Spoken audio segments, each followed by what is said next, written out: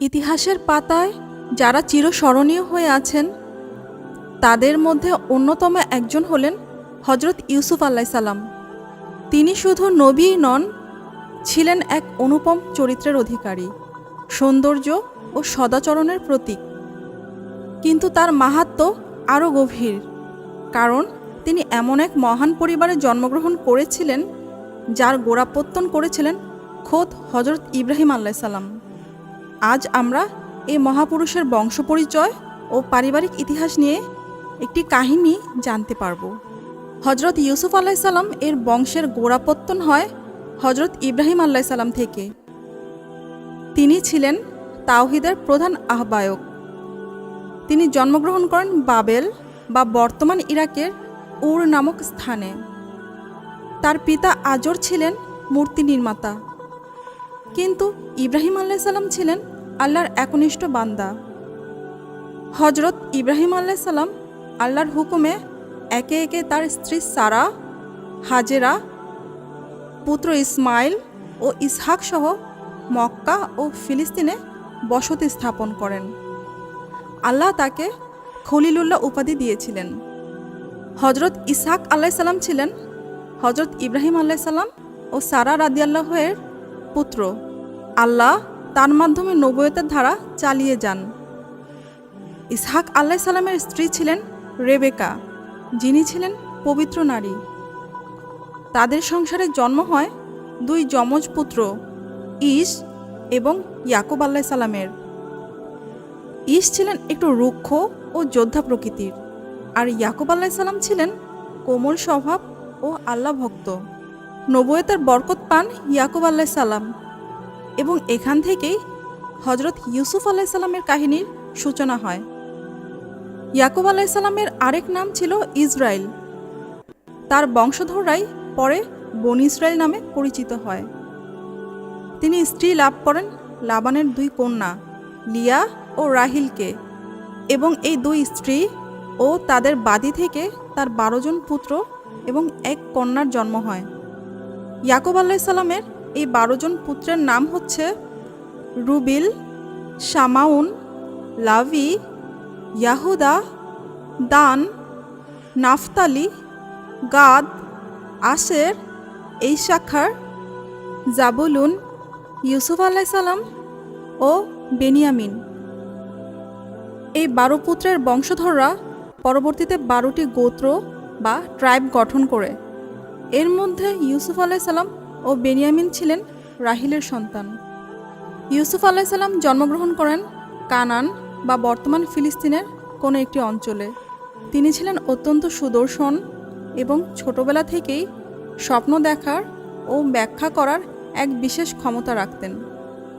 একদিন তিনি স্বপ্ন দেখেন সূর্য, চাঁদ ও 11টি তারা তাকে সিজদা করছে। তিনি তা পিতাকে বললে ইয়াকুব আলাইসাল্লাম বুঝতে পারেন যে এ সন্তান মহান কিছু হবেন। তিনি স্বপ্নটি অন্য কাউকে না বলার উপদেশ দেন।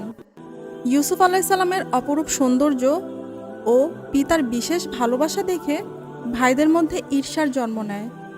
তারা সিদ্ধান্ত নেয় তাকে পথ থেকে সরিয়ে দেওয়ার। একদিন তারা তাকে কূপে ফেলে দেয় এবং ইয়াকুব আলাইসাল্লামকে জানায় যে ইউসুফকে নেকড়ে খেয়ে ফেলেছে।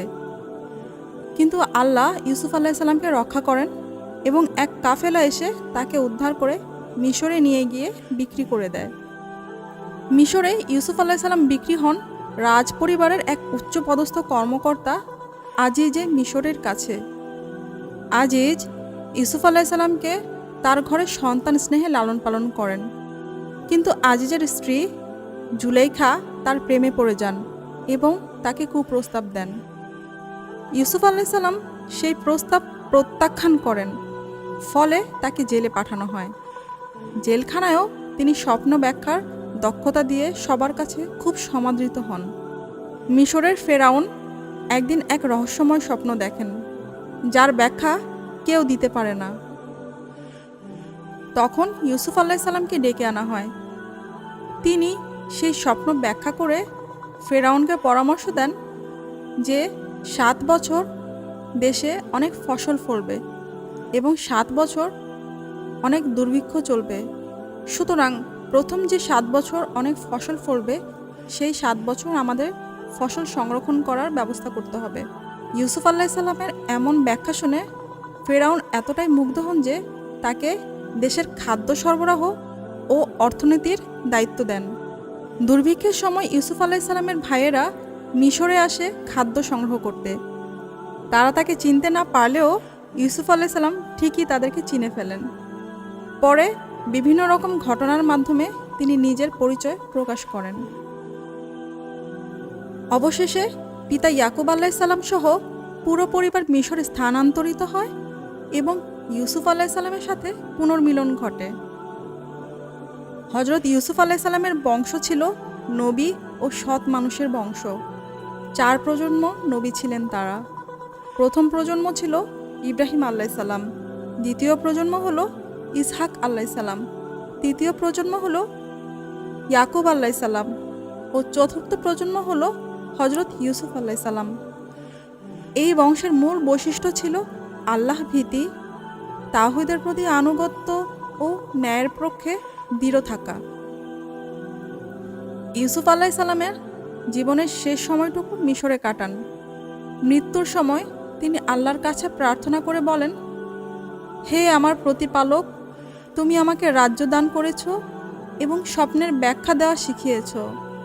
আকাশ ও পৃথিবীর স্রষ্টা, তুমি দুনিয়া ও আখিরাতে আমার অভিভাবক। তুমি আমাকে মুসলিম হিসেবে মৃত্যু দাও এবং সৎদের সাথে আমাকে একত্রিত করো। মৃত্যুর পর তাকে মিশরে দাফন করা হয়।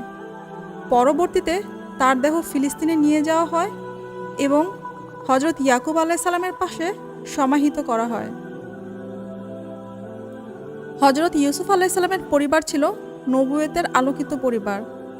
তাদের ইতিহাস শুধু কাহিনী নয়, বরং তা আমাদের জন্য শিক্ষা, প্রেরণা ও আল্লাহর প্রতি আস্থার নিদর্শন। ইউসুফ আলাইসাল্লামের পারিবারিক ইতিহাস প্রমাণ করে যে আল্লাহর পথে যারা অটল থাকে তারাই পরিণামে সফল হয়।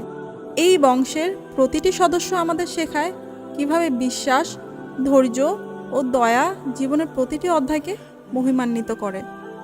ইউসুফ আলাইসাল্লাম একজন নবীর পুত্র হয়ে নবী হন এবং জীবনের বিভিন্ন কঠিন পরীক্ষার মধ্যে দিয়ে তাকে যেতে হয় এবং তার পরিবার ইসলামের ইতিহাসে এক অনন্য স্থান অর্জন করে। তার বংশ পরম্পরা আজও তাওহীদের দীপ্তি বহন করে চলেছে।